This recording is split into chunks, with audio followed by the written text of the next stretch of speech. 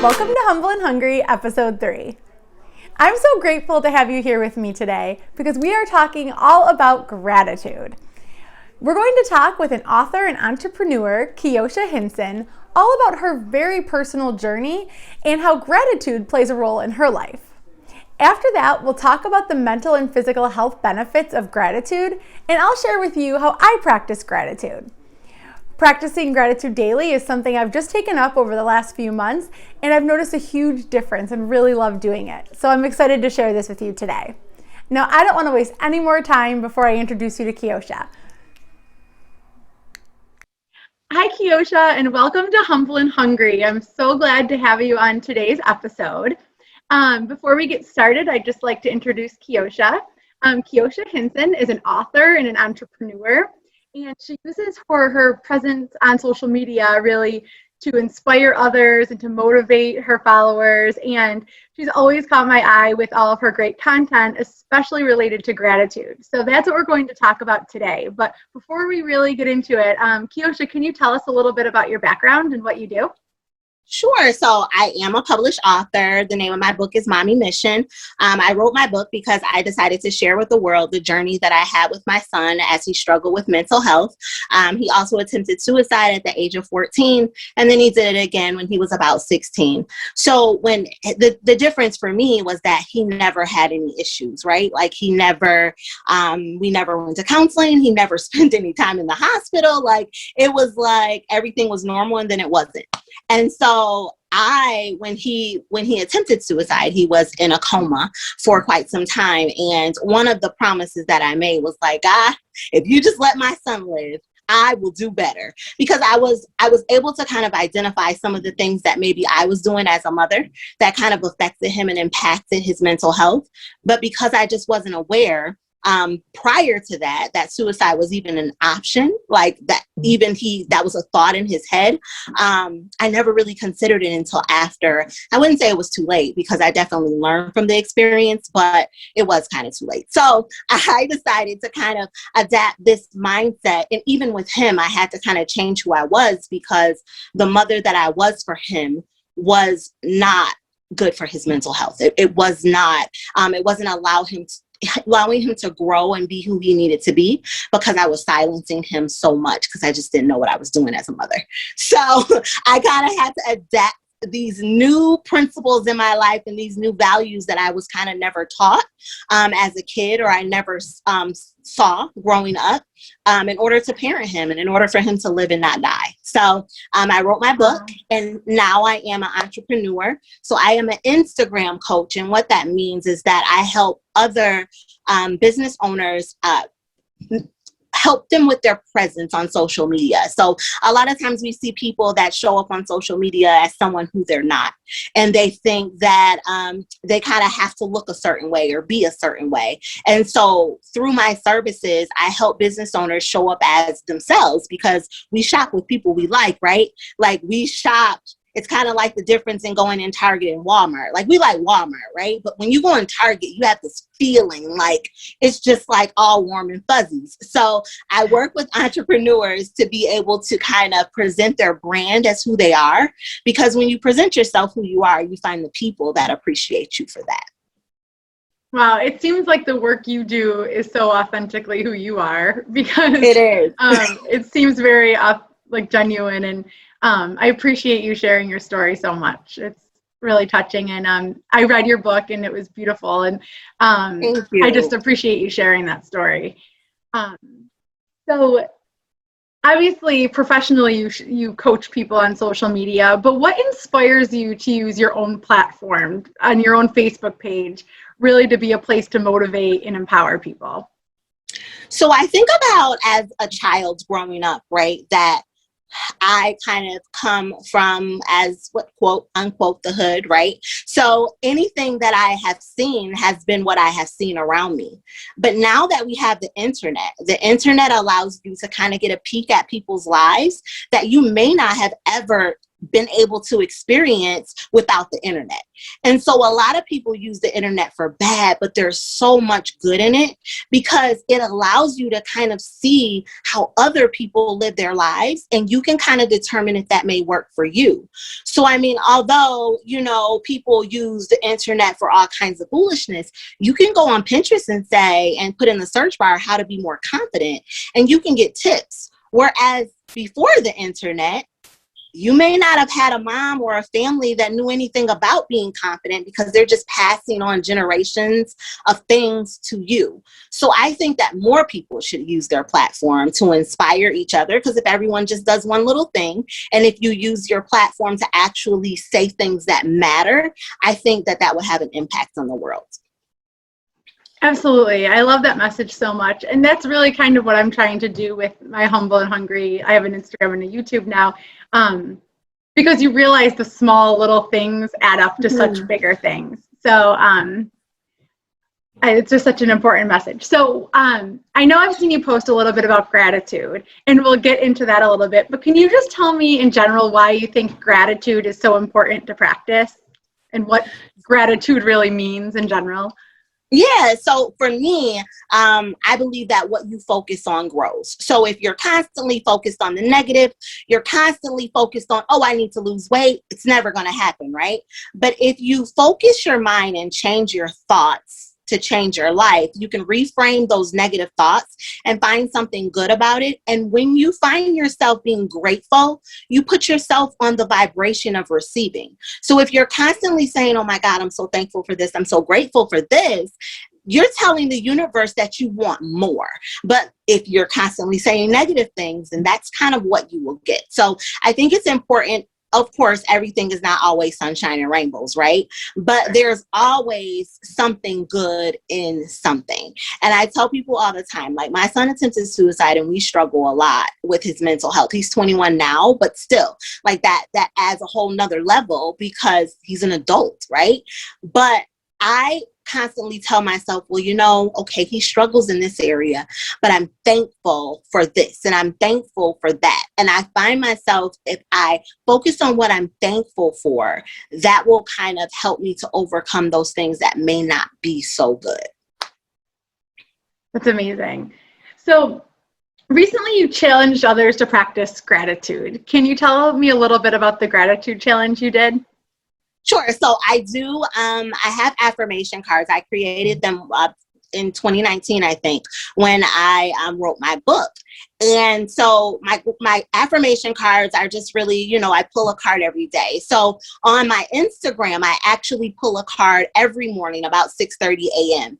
And so I pull the card, and whatever that card is, I kind of write a little blurb about what it is and what you should do. And so many people were like, oh my God, this is so awesome. And they were looking forward to me pulling a card every morning. So I'm like, okay, well, I challenge all of you guys. And then my birthday is this month too. So I said, my birthday last year was during a pandemic. And now this year we're like coming out of a pandemic. And I said, March is a perfect month for me to say, let's talk about all the things that you are grateful for. So my birthday's on the 31st and we started March 1st. And I challenged everyone to just every day, even if it's at the end of the day or throughout the day, you're putting on a little piece of paper what you're grateful for. So it's not anything major. It's literally, I went to the store today and I was able to pay and my card didn't get declined. So I'm happy and grateful for that, right? Because there's some people during this time that can't go to the store and pay for food. Yeah. So it's just literally the small things. And I said, after the 30 days, you can kind of go back through those things and say, well, wait a minute, I guess my life doesn't suck that bad after all. So it has really helped people, I think, to be more intentional with seeing the positive. That's awesome. I know the challenge is still going on. Have you gotten any results from people on how it's impacting them so far, or any feedback so far? So I have some people that have been able to show me like where they started and how their jar looks, because I was just like, just get a jar, an empty jar, nothing major. And so they've shown me that they're filling up their jars slowly but surely. And there's been some people that have said, you know, that I created a group on Facebook. So I periodically say, how's things going? What are you grateful for today? So just people saying what they're grateful for helps other people to kind of think about, wow, I guess that is a big deal. So I think it's more just being intentional with your thoughts. And a lot of people have challenges make people be more intentional. Yeah, that intention is what helps me so much, because I'm not like naturally a very disciplined person, but if I like have a plan to do something, it's like so powerful. I recently started, I keep a gratitude list every night. So like before I go to bed, I literally write out everything I was grateful for that day. And I switch it up and do it different ways, but sometimes I literally just start in the morning and try to think of smaller things I'd never consider before. So I feel like the people in your group are probably doing the same type of thing where you're like looking for ways you were grateful that you didn't pay attention to at the time, maybe. Yep. Are there, on the topic of gratitude and like why it's important, or why it's important to like practice gratitude, is there anything else you want to share? Or we can also just move on to some general self-love conversation too. Sure, yeah, we can talk about self-love. All right. I wanted to bring that up too, just because on your page you talk a lot about just like taking care of yourself and, you know, being proud of yourself and confident, like you were saying. Are there any general tips or like any overall themes you think people need to know from you about just how to practice self-love or self-care? I think a lot of confidence issues comes from people looking at the lives of others and then kind of basing their success or basing what they have off of what they see other people having. And I think that's literally the issue. And that's the problem with social media. And I think people just need to give themselves more grace and be more intentional with what success means to them, because so many people, their level of success is based on what they've seen someone else do. Oh, she went to school just like me, so I should have a job that's paying as much as she has. And I think that that's where your confidence comes from, is you being okay with who you are and where you are, and setting your own boundaries, your own standards, and your own level of success, because then it's just you versus you. So when you're able to complete a task or hit a milestone, you're confident and you're proud of yourself. And I think it also comes with giving yourself grace. So if you don't so you write a gratitude journal, you do a gratitude list every night.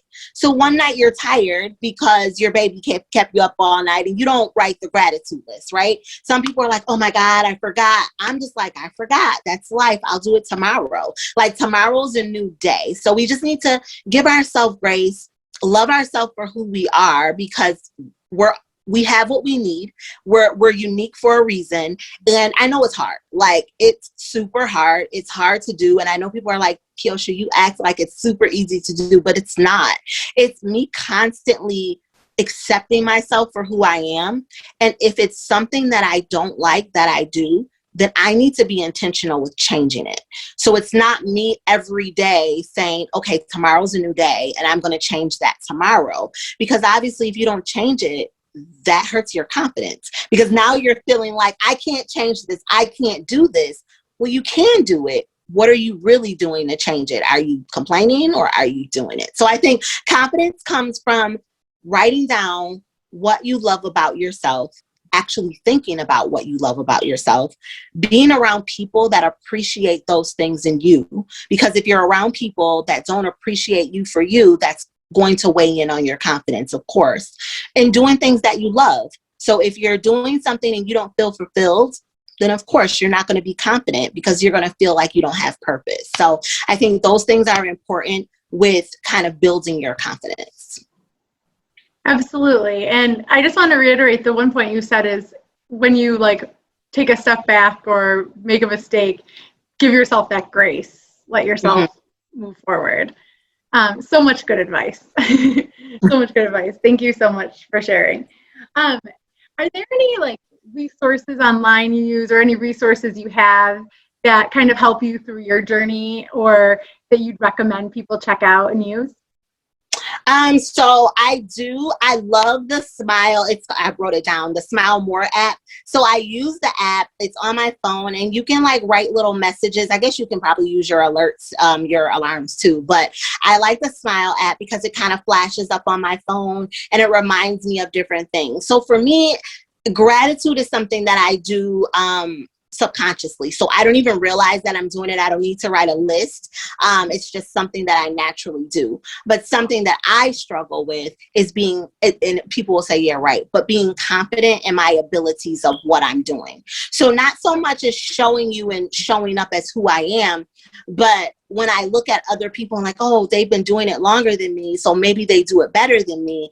And those are my issues. And I have more issues with money mindset. So I need to be reminded of those things. And so the Smile More app, I really like that I can put reminders, things to remind myself, and it flashes up on the screen. So I really like that app.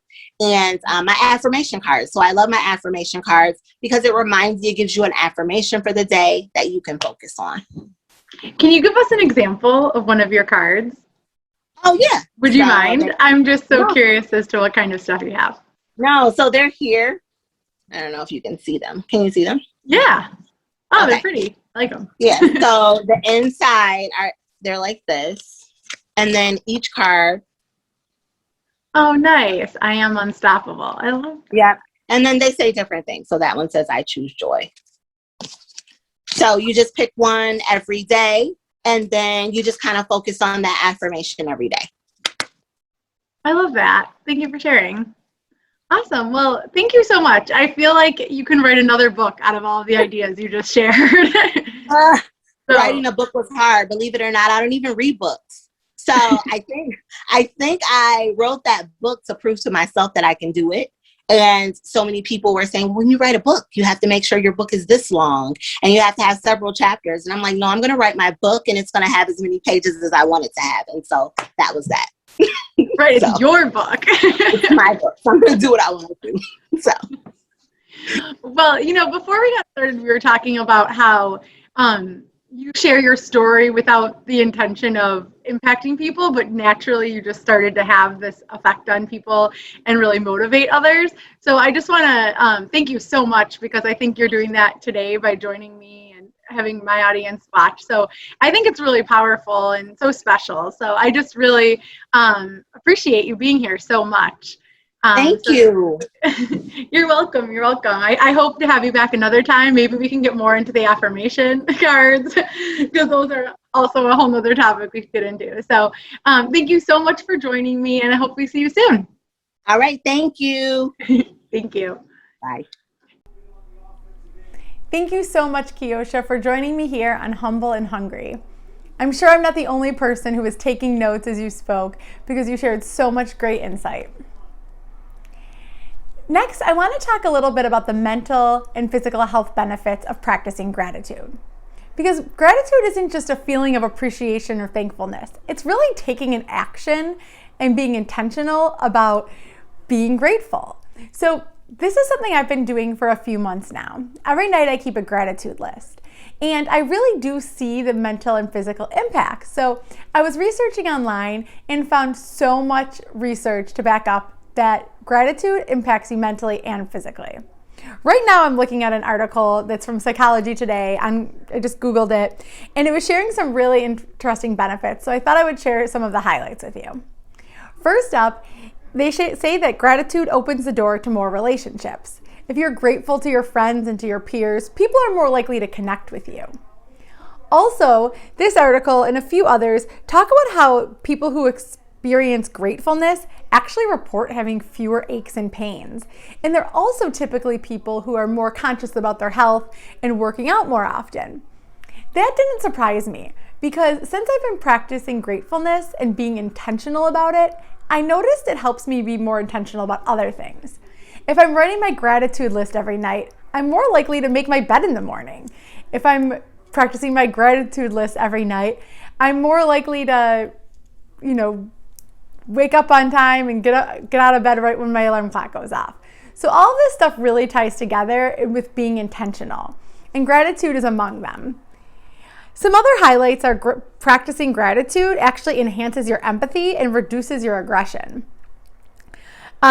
This list also shares that practicing gratitude helps you sleep better and improves your self-esteem.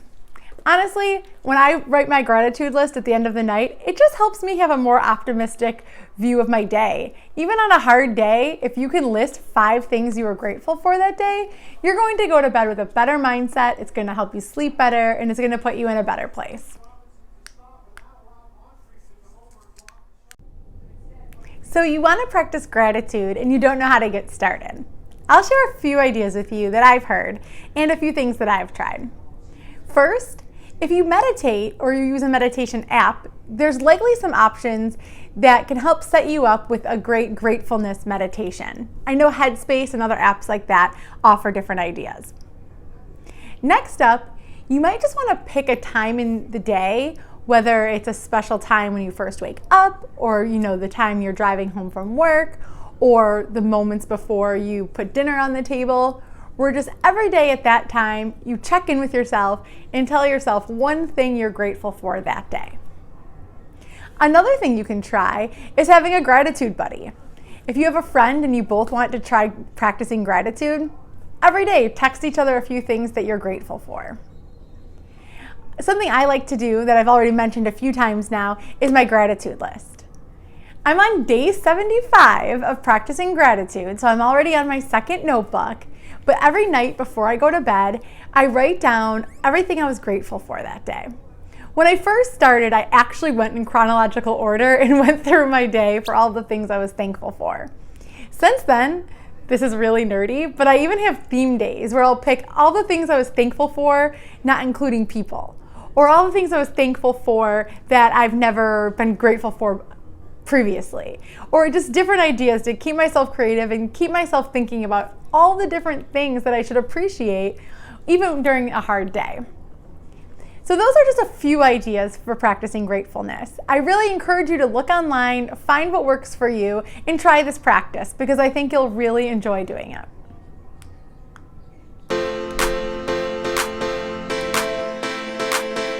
It's time now for our Humble and Hungry Happy Thoughts. This week, my happy thoughts are coming directly from you. On my Instagram story this week, I asked you what you are grateful for, and I thought some of them were really nice and special, so I thought I'd share them with you here. First up, we have someone who says they are thankful for a quiet evening with tea in Downton Abbey. Sounds lovely. We also have someone who said they are thankful for their wonderful, supportive family. One of my favorites was someone said that they are thankful that they get to play hide and go seek with their nephew. And another follower said, "Oh man, too much, but right in this moment, I'm grateful for my evening routine." That's something I hold close to my heart as well. Love that one. So thank you so much for sharing what you are grateful for. And I think it's a good reminder that we all have so many different things we can think about in our day and appreciate. Of course, I always love to leave you with a quote. So today I have this quote by William Arthur Ward saying, "Feeling gratitude and not expressing it is like wrapping a present and not giving it." Thank you so much for watching this episode of Humble and Hungry.